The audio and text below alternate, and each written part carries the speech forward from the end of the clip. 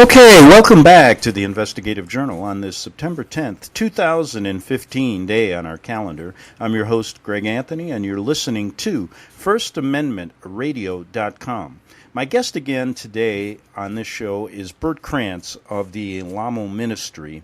And the reason I have Bert on again is that I want to present a program today that kind of synthesizes this whole story. I've been covering it for the better part of 10 years, showing how the government, along with a Vatican influence, has targeted a Christian ministry, has basically put its pastor in jail on false charges for 175 years, has stolen over 36 children, kidnapped them, basically, when no abuse was ever found by the state, and now is engaging in taking millions of dollars of property that these people worked hard for in order to spread the word of God, in order to teach people about what the Vatican and our government are really about, which you can't leave out. And I think the story is appropriate right now when the Pope coming here, which is a signal that our government really has been working all along with the Vatican ever since the beginning of our country. And I do stories about that, and we can save that for another time. But the reason this story is important is that it really does tell you exactly what their motives are when it comes to freedom of speech, freedom of religion, and following along with basically the dictates of Rome. That's basically what it's all about. And nothing shows this story more than the Tony Alamo Ministry and where they stand now, which I'm going to show you, where they came from, and how they butted heads with the beast. And if more people would have listened, if more people would have heeded these words, even to this day, I think we might be in a better situation. Now, I've checked the internet out, and the reason for this show is very simple. Let me tell you what it is. This 1 hour broadcast will be an attachment that is going to be sent with a press release to over 200 to 300 media outlets in this country. And I'm talking about AM stations, FM stations, newspapers, all the places that covered this story on a one-sided basis. And I'm going to present to them the facts, and I'm going to present to them exactly what their stories have done to their fellow Americans. And the reason I'm doing it is if you look at the internet, if you look at all these places that covered this story on a one-sided basis that convicted these people prior to even having a day in court, which I called a kangaroo court, and it was even worse than that. I got so many kangaroos that called me after that saying, hey, I don't even want our name attached to this proceeding. But anyway, it was so one-sided, and now I look on the internet, and you will go to Oprah Winfrey, you will go to CNN, you will go to all these, and even websites dedicated to bringing these people down. And there's millions of people that view it. Then you go to sites that are telling the truth about what they're about, and you see 1,000, 2,000. And the reason is when people click on it and they see it, they just click right off and say, oh, I don't want to even listen to it because the big bad government, the big good government, has already told us the truth and we don't need to listen.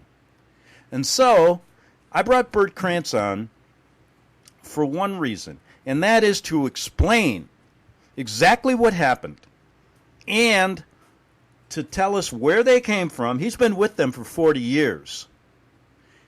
His personal story is intense, and it really reveals a man that stood up for his principles against the beast.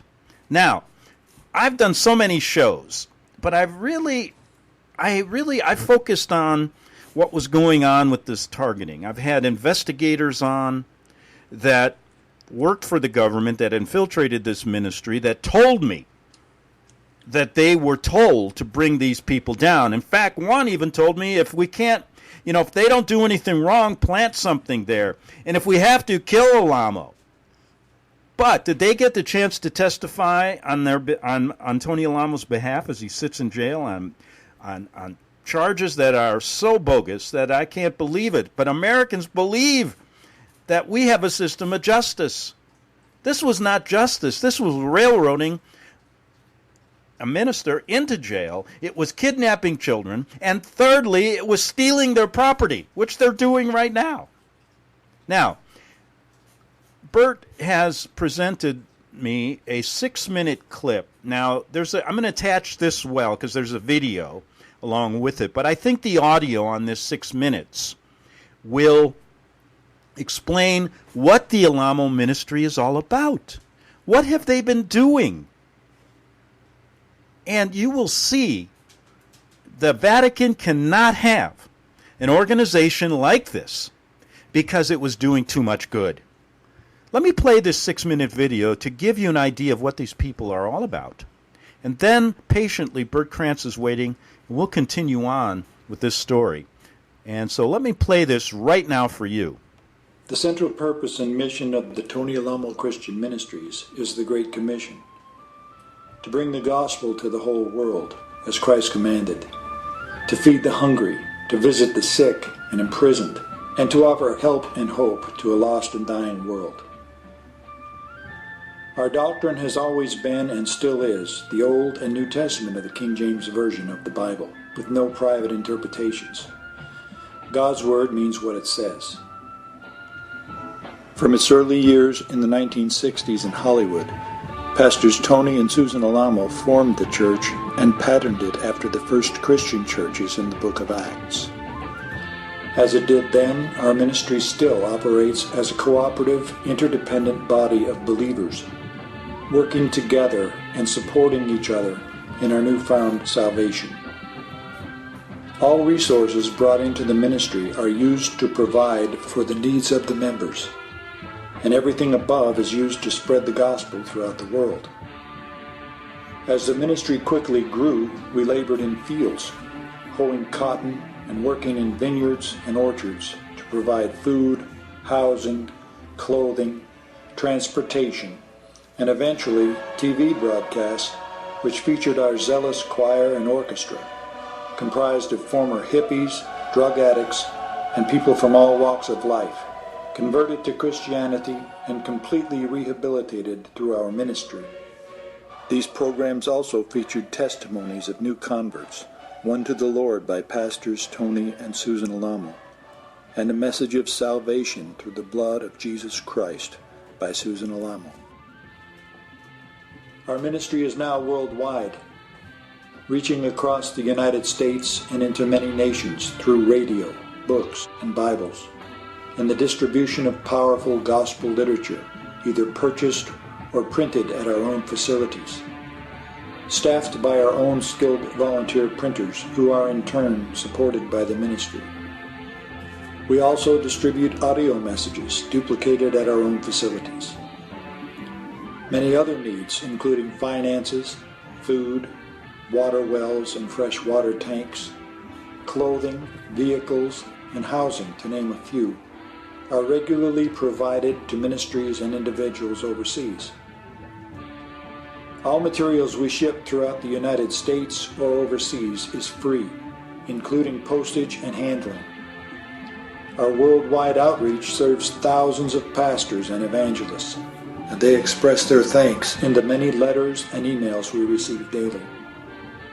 A sampling of these letters is always printed in our gospel literature, which is translated into many languages. Our translation department works with United Nations translators and other professionals and volunteers to accomplish this. We maintain the Alamo Ministries website, through which we receive large volumes of requests for free gospel literature, Bibles, and other needs. Our website receives traffic from 55 to 70 countries per week. We also distribute literature by the millions, Bibles and audio gospel messages in major cities and small towns throughout the United States. On each piece of literature are the addresses of our locations, where worship services are held every night, and free, nutritious meals are carefully prepared and always provided at all of our locations. Also on each piece of literature is stated that we provide a place to live with all things necessary for life To those in our United States locations who truly want to serve the Lord with all their heart, soul, mind, and strength.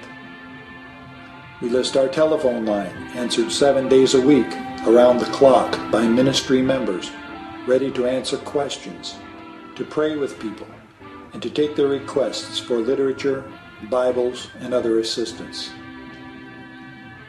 It is for these and other ministerial purposes that we have pooled together to work for, buy, build, renovate, maintain, and pay utilities and taxes on our various properties.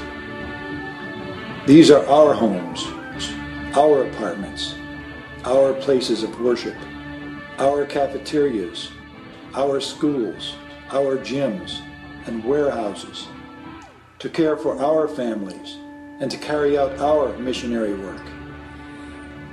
Every member of our ministry knows and understands that we are the owners and beneficiaries of these properties and all the resources and holdings of our ministry.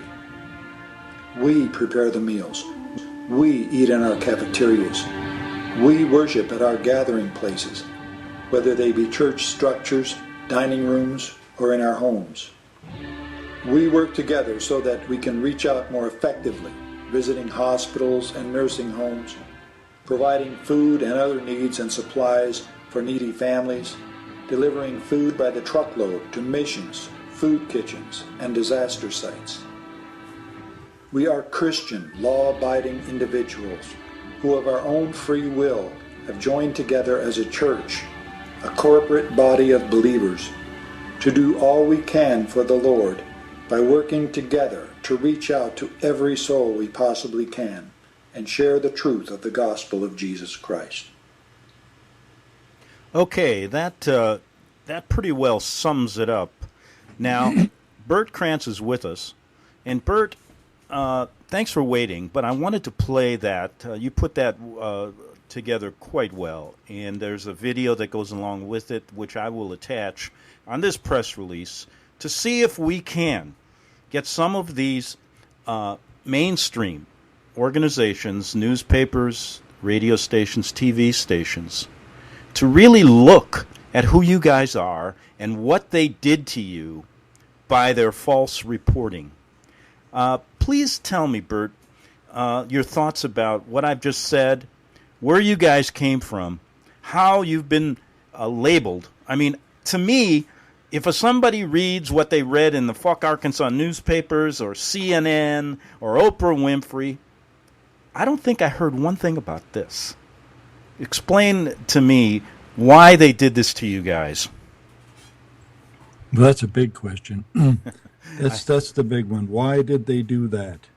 And you really nailed it at the beginning. Greg, first, thanks for having me on. Okay. And you nailed it at the beginning, and it is because that we attack the devil and his agents on this earth. He does have agents on this earth, and they are seated in the city of Seven Hills, or the head of the serpent is seated there.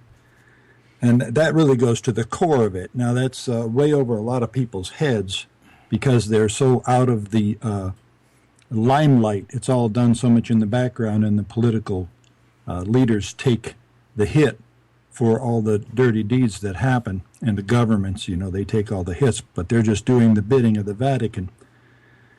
But that video, that was a video that you just played, and there was a lot of graphics that went along with it, a lot that really explains much more. If people would view that, you'd see much more than from hearing the words. The reason that was put together is because that you might have noticed in there, it emphasized these are our buildings. This is our property. The reason for that was because that it was stated, and it has been really ruled in our courts, that the members of our church are subhuman and have no human rights. We don't have the rights to property. We don't have the rights to liberty. We don't have any rights in our courts. We have no standing in our court system.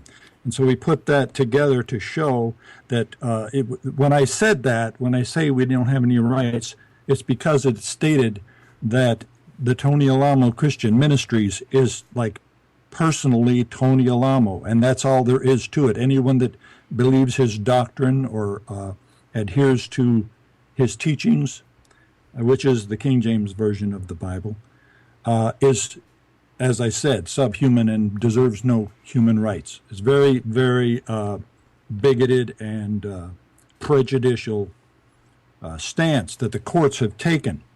And so they use this theory to come in and take property. And they did that successfully in the early 90s when they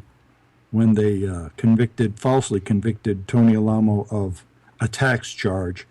And then they came in and said that all the properties, that the church was his alter ego.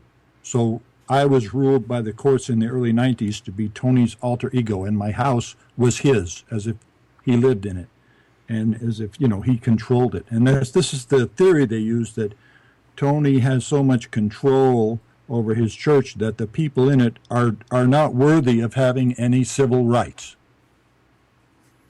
And you'll never see that portrayed, as you stated, in the media. You'll always just see slander. Now, this slander of our church goes so far back. I came to the church in 1972, February of 1972. Shortly after that, a very slanderous article came out in the Rolling Stone magazine. And shortly after that, a slanderous article came out in Reader's Digest. And shortly after that, a slanderous article comes out in, Time and People. And, I mean, you just name it, and and then you see that the people that write these articles, they go on to become executives and well-known people. They're very, very well rewarded.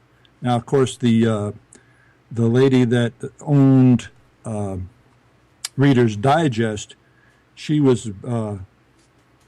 allowed this slanderous article to be put in, and she was notified, hey, this was really slanderous article, and that she should retract it, and she wouldn't retract it. And shortly after that, a couple of hippie type people broke into her apartment and brutally murdered her. And anyways, this slander is what goes on in the press. In the meantime, the government comes in with these restrictive laws, and then they bring false charges. And fast forwarding here to the current today, they falsely convicted Tony Alamo on a pack of lies, and that was all well orchestrated by the federal government under the authority of the Vatican. And now they've got him in prison, and the media just hardline portrays as if these people are just mindless robots that follow him. They do not deserve to have property, and they don't say it that way, but that is. And there's also movies made like that. It's portrayed on television programs, and not even directly. They'll make programs that have nothing to do with our church that just portray this idea that look at these kind of people, and then they'll raise up false groups like the way back they did with Jim Jones, and they allow this that guy from Korea to come in, and give him all kind of government subsidies and stuff, and then just build up this straw man so they can knock them down, and then link us together with like Charles Manson, Jim Jones, and all these horrible, horrible things, and just put this image into the minds, brainwash it into people's minds, to brain dirty their minds to where they believe anyone that's really has strong Christian beliefs, there has to be something wrong with them. And so this is this technique that they use. I'm not really going into fine detail. It would just take way too long. But they, after they convicted Tony, and part of these girls' testimony in the court was to come on with pure, such innocence, and then, I'm not doing this for any money. Well, shortly thereafter, lawsuits are coming out to the tune of billions of dollars. And they win these lawsuits. It doesn't matter what kind of evidence. The minds of these people are so corrupted with this brainwashing technique that all the this attorney that's representing them to get all this money, which by the way, he's become quite wealthy, and I believe he'll be able to retire. I hope he enjoys his short retirement that he gains from the finances that he's gained from suing Christian people. But all he did in his closing arguments, was, okay, you've heard all this testimony from these people from Tony Alamo's church. Well, it's obviously they're still drinking the Kool-Aid. Now, that's all he had to say. That's all he conjures up all. Yeah. Go ahead.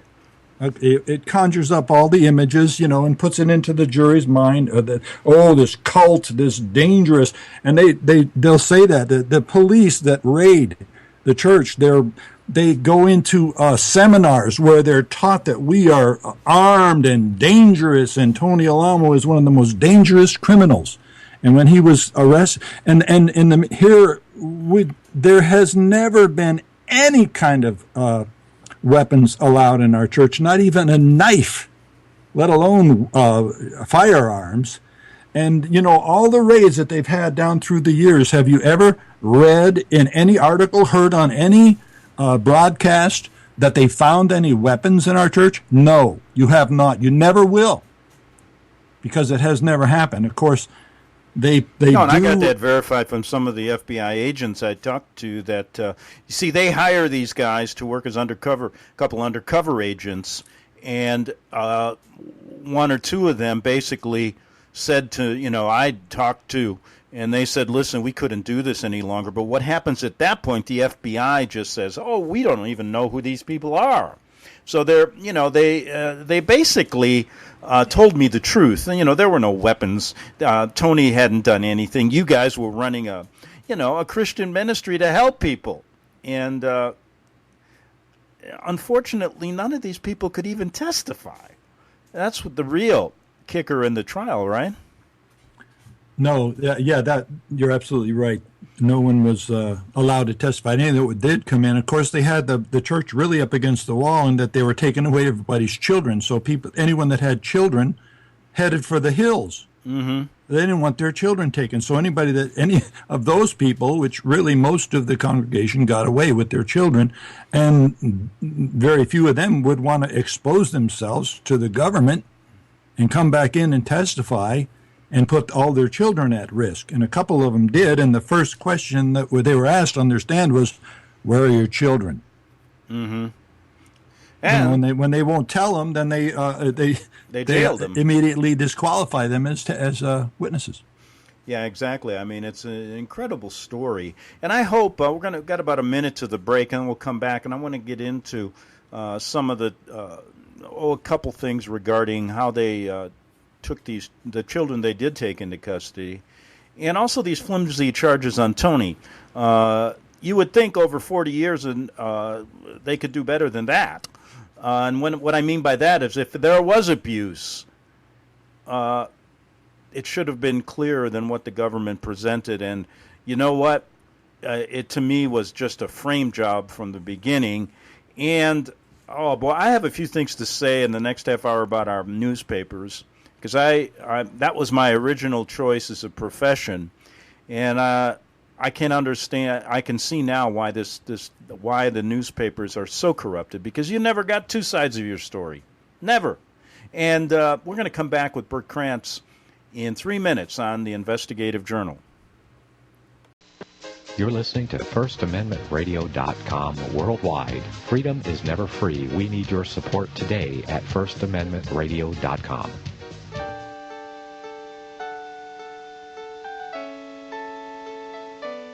The program you are listening to is 100% sponsored by you, the listener, on this First Amendment Rights Media channel.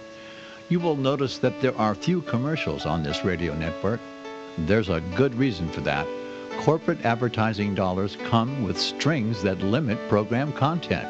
So without your help, these programs cannot continue on internet or our several affiliates. If you benefit by the educational law programs, we ask you to give. If you are admonished or nurtured by the Bible and ministry programs, we ask you to give. If some voice a cause that you are passionate about, we ask you to give.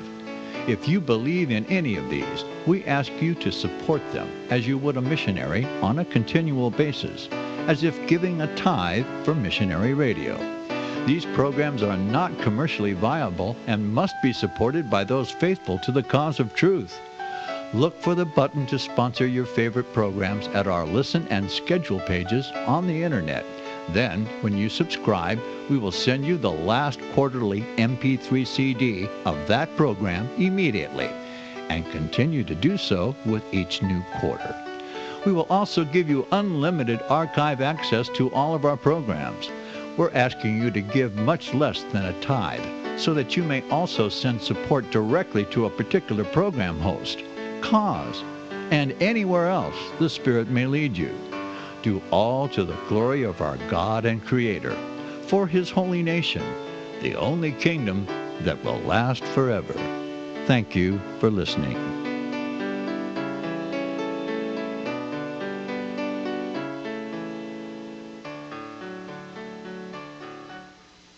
Since the beginning of time, kings have sought it, nations have fought for it. It has been traded, it has been borrowed, it has been purchased, it has been stolen. There's a reason for it. To secure the blessings of liberty to ourselves and to our posterity, invest with the security of gold and silver.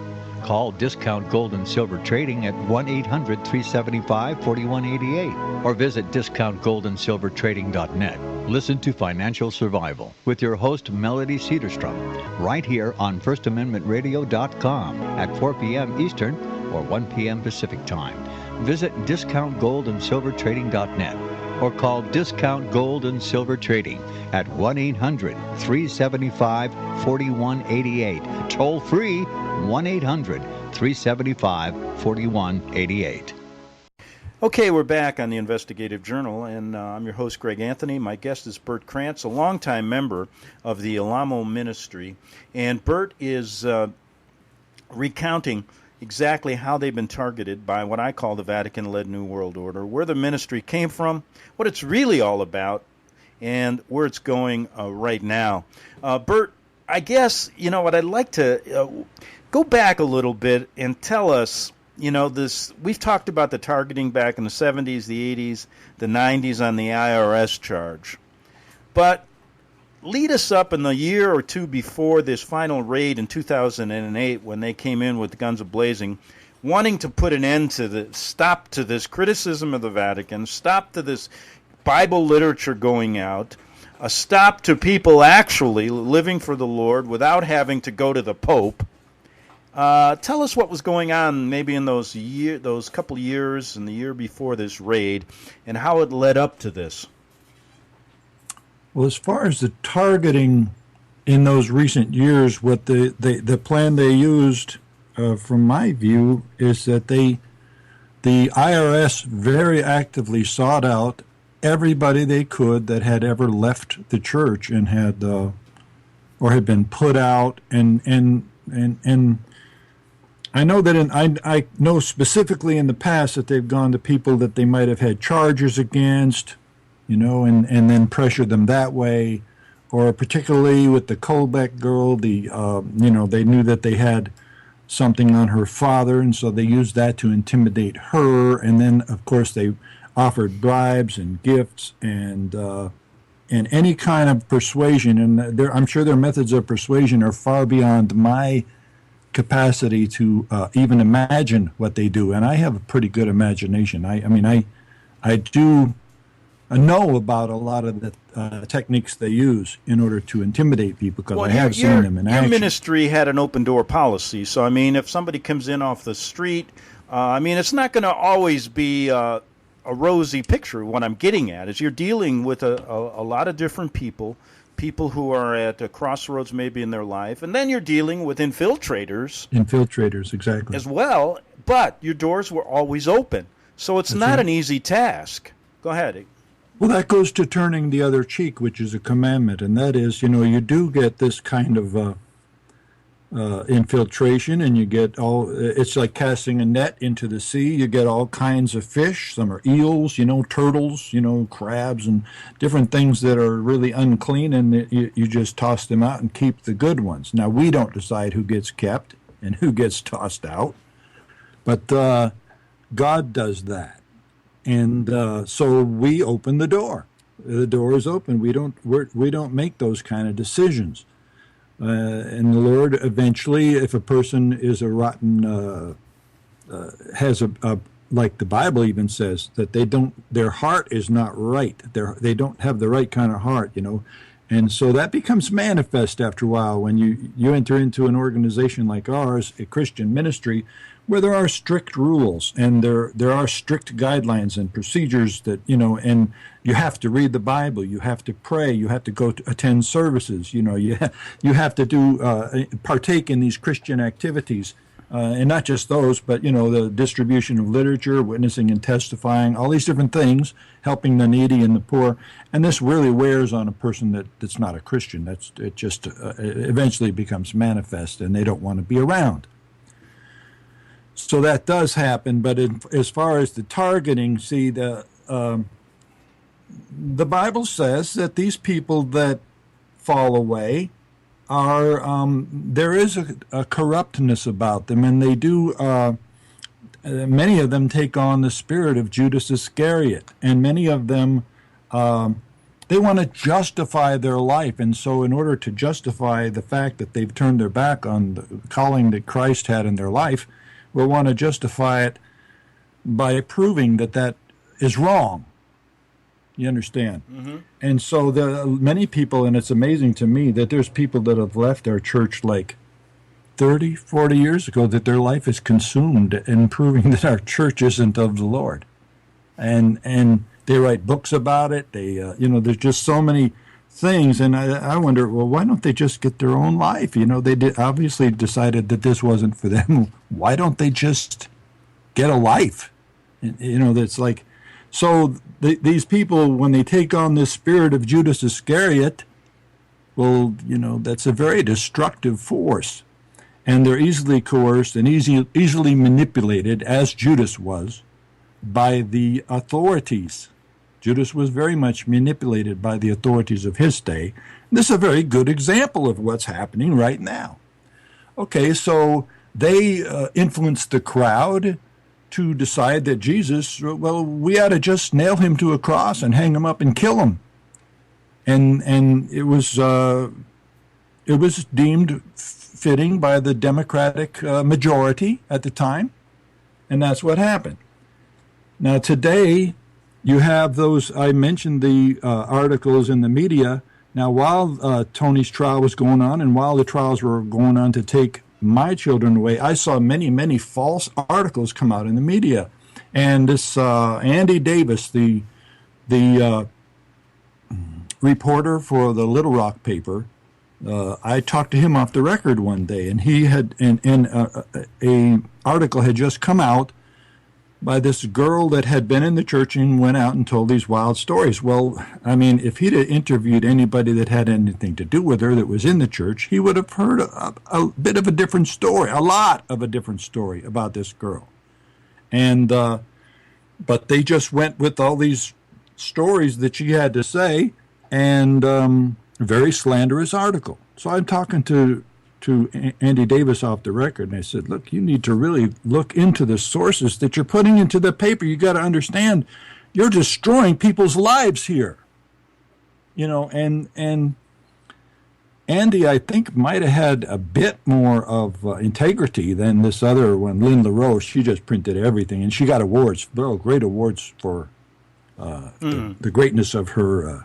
Andy didn't get any awards that year, but he didn't, as far as I know, carry on with that particular line in about what that girl was saying.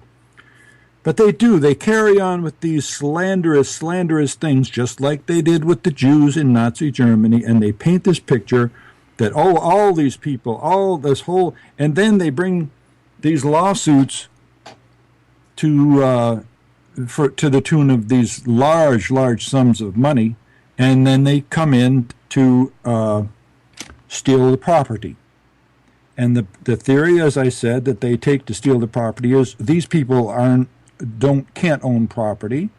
And one thing that we did after the 1990s, when they stole all our property back then, is we did not.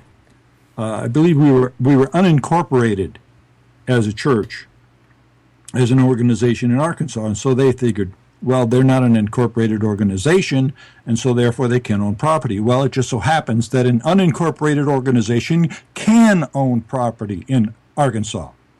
And it gave a few guidelines of what they had to be, and that video that you just played was going along with those guidelines of what an organization would have to be in order to be able to own property, you see.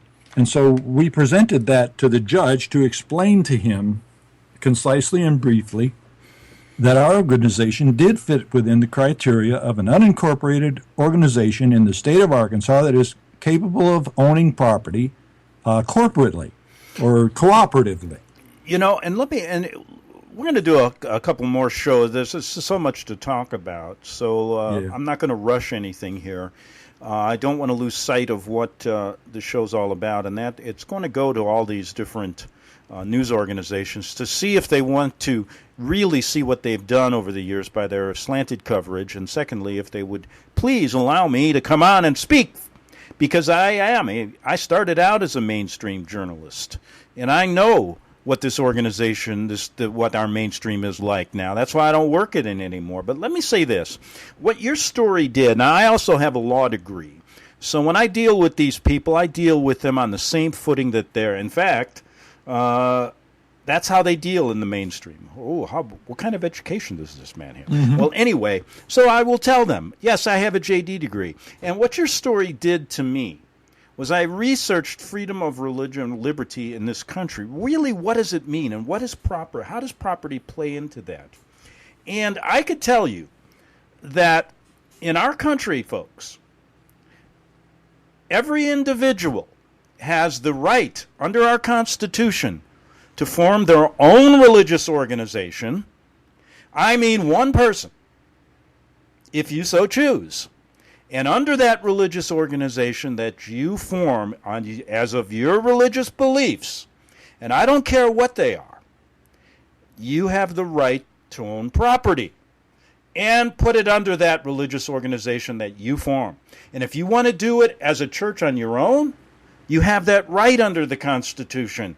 And I can point to 3 or 4 cases in Washington State where this has been done, and the courts have had to uphold it. So it isn't foreign. Under our Constitution, folks, these people have a right to own property. Bert Krantz has a right to own property, work under a Christian organization, express himself, worship the God he sees, and in turn not be harassed by this government who works with the Vatican. Now, let's look at an analogy here. Over the 40 years that Bert Krantz has known Tony Alamo, they pulled in 5 girls who testified under the Mann Act, not straight rape charges, not straight abuse, 5 over 40 years. And this was done through coercion. So do you think they had a great case? No. They had just enough. That's all they wanted, just enough to put him away, even though it was under false charges. Now, look at the Vatican and look at its representatives across in the world, not only here. We have thousands, if not hundreds of thousands, of pedophile cases, of cases where people talk about satanic worshiping in the Vatican, of murder, of violence. You have every kind of crime known to man brought out in the news, even in some newspapers. You go overseas and you want to read, go to Ireland, go to France, go to England, well, not so much England, but go to Italy, where I lived for 7 years. I heard it all. And do you think one church has ever been taken away? One child from a Catholic school has ever been, kidnapped by the state, they're allowed to continue this no matter what people say. It doesn't matter what we say about them, because let me tell you, they control the system. The Vatican and our government work together. They can't have a new world order without a one-world religion, and that's why the Vatican is here, to bring everybody under their umbrella. And if one person talks up against them, they will find out. That's how far we've gotten.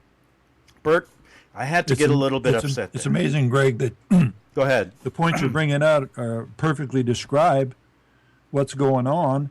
And it's amazing. People see all these different incidents and, like, as you said, thousands, hundreds of thousands of abuse, of rape, of just horrible sexual scandals in the Catholic Church, of monetary, banking scandals, all kind of governmental scandals.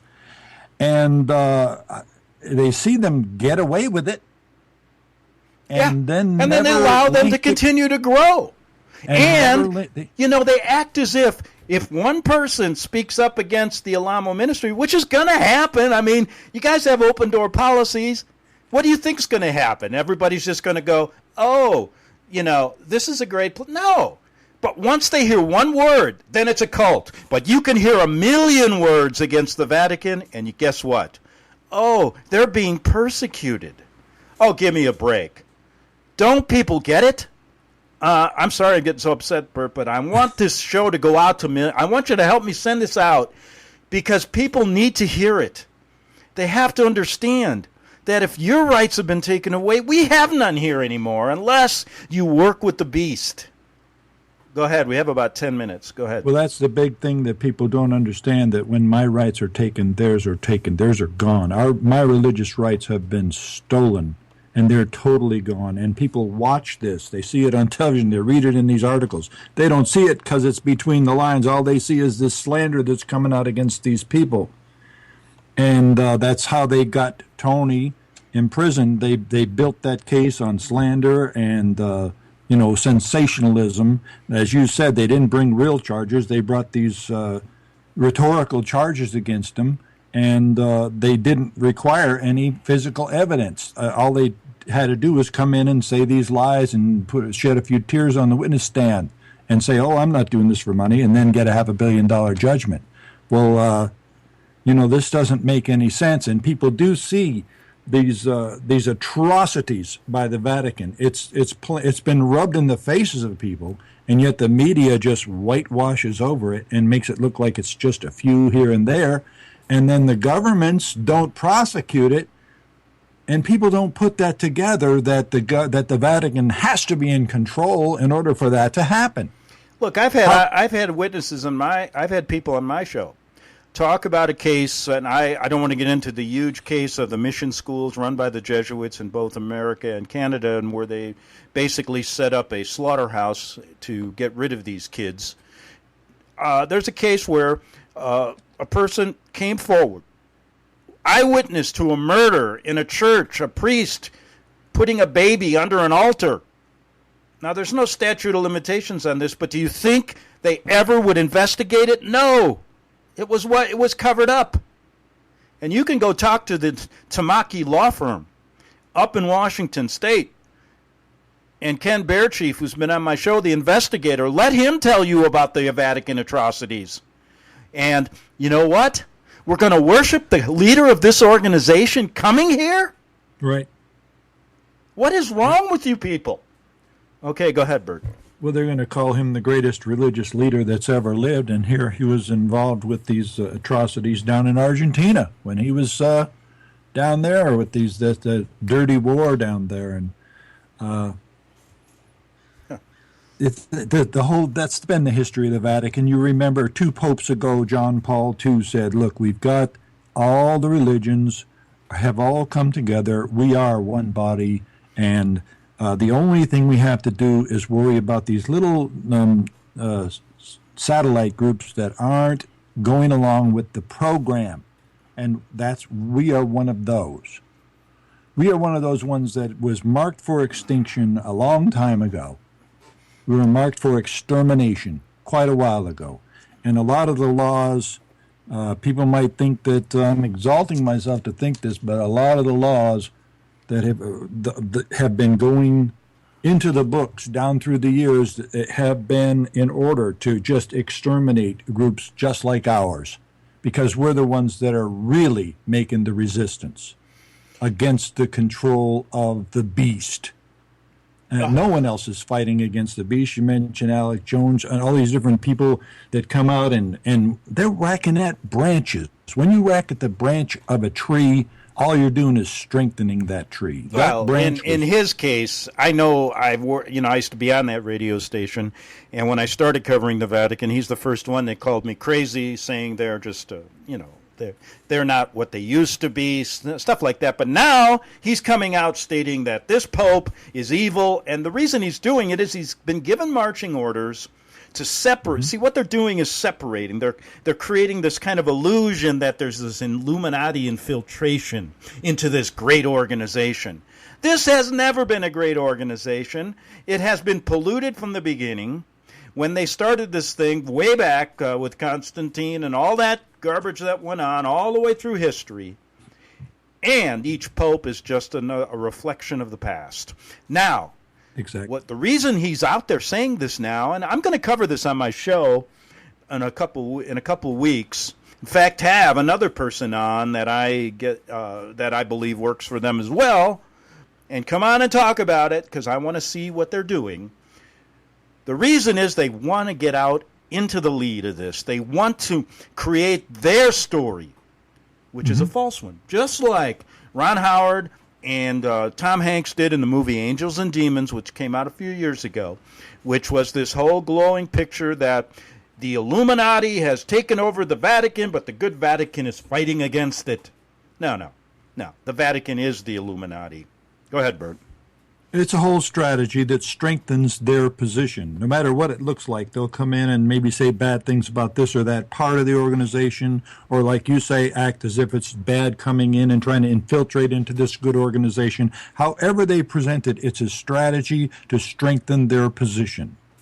And their position from a worldly perspective right now is very, very strong. They've got control over the United States. They've had it for a long time, and and now they're just coming out in the open with it, with him coming over and addressing the Congress and coming to New York City, Philadelphia, and all the things that he's going to do over here. He's going to be thronged like he was down in South America. Down there, they'll probably have crowds of millions. You have crowds of millions following you. Well, just look at what the Scripture says about what the big crowds follow. They love to go after the false way.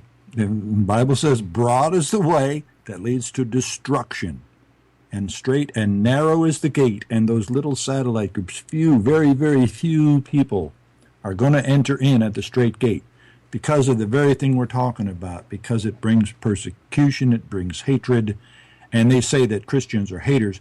Well, they point to their figureheads that they put up and post as, oh, these are Christians, and then they knock them down, and they make Christians look bad. Real Christians are followers of Christ, and the hatred is against them. Yeah, and you know something? You think 100 years ago the Pope would ever been allowed to do this? No.